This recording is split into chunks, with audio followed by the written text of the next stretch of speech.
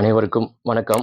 எனது குலதெய்வமான அரசூர் எல்லையம்மன் இளநாவலூர் பாலசுப்ரமணிய சுவாமியை வணங்கி, எனது தாய் தந்தையரையும் வணங்கி, இன்னைக்கு நம்ம குரு பெயர்ச்சி மே மாதம் 26ஆம் தேதி வரப்போகுது.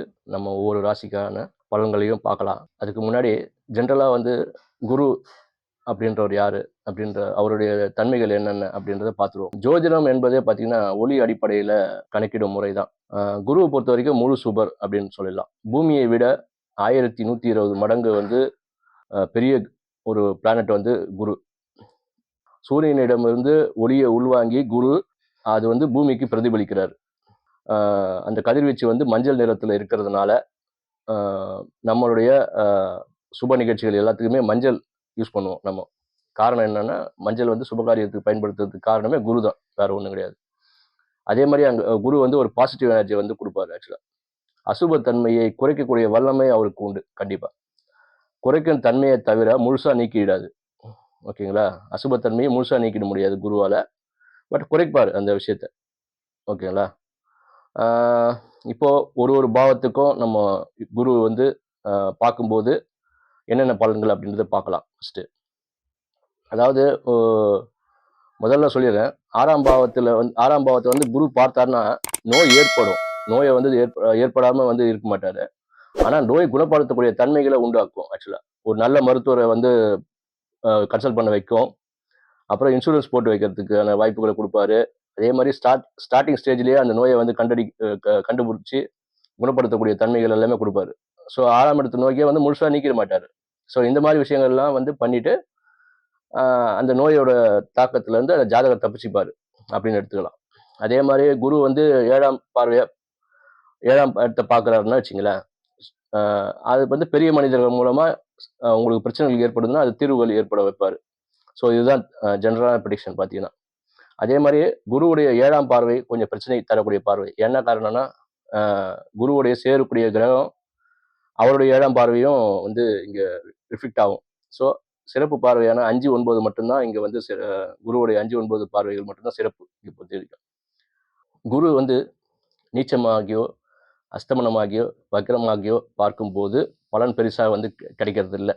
அதே மாதிரி 6, 8, 12 அந்த பாவத்தில் இருந்து குரு பார்க்கும் பார்வையும் கொஞ்சம் நன்மைகள் கொஞ்சம் குறைவாக ஏற்படுறதுக்கான வாய்ப்புகள் உண்டு. அதே மாதிரி இங்கே பார்த்தீங்கன்னா ஏ டீம் சொல்லுவாங்க. ஆக்சுவலாக குருவுடைய டீம் சொல்லுவாங்க, சுக்கிரனுடைய டீம்னு சொல்லுவாங்க. ஆக்சுவலாக இந்த குருவுடைய டீம் சார்ந்த லக்ன ராசிகளுக்கு குரு ரொம்ப அதிகமான நன்மைகளை பண்ணுறாரு.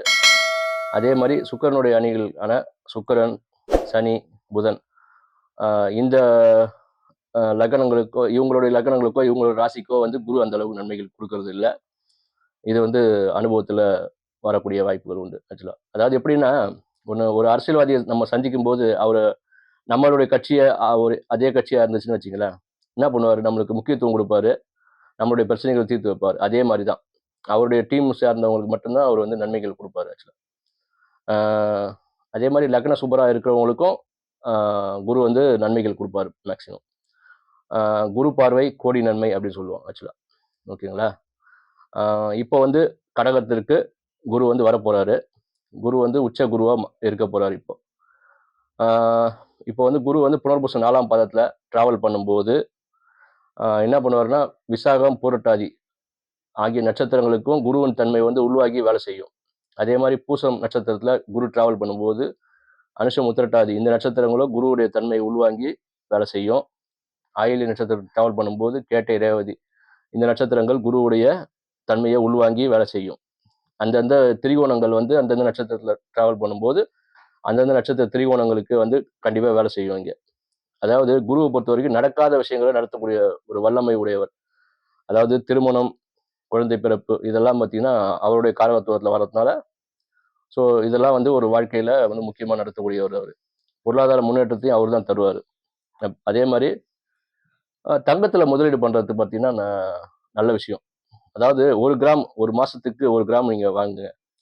ஒரு வருஷத்தில் நீங்கள் 1 சவரன் வாங்கிடலாம். நீங்கள் இது ஆபரணமாக வாங்க வேண்டிய அவசியம் கிடையாது. கோல்டு காயினாக வாங்கி சேர்த்துருங்க.